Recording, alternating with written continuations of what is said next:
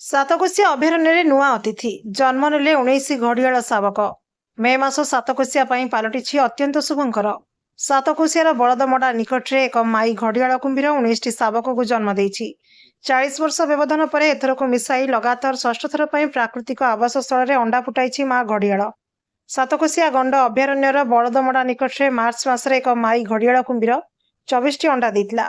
ଅଣ୍ଡା ଦେବାର 60 ଦିନ ପରେ ଛୁଆ ଫୁଟିଛି। ମାତ୍ର ଅତ୍ୟଧିକ ଗରମ କାରଣରୁ ଅଣ୍ଡାରୁ ଛୁଆ ଫୁଟିବାରେ ବିଳମ୍ବ ଘଟିଥିଲା।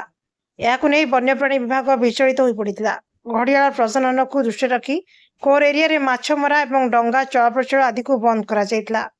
ବିଳମ୍ବରେ ହେଲେ ମଧ୍ୟ ମାଇ ଘଡ଼ିଆଳ 19 ଶାବକଙ୍କୁ ଜନ୍ମ ଦେବା ସାତକୋଶିଆ ପାଇଁ ଏକ ଶୁଭ ସଂକେତ।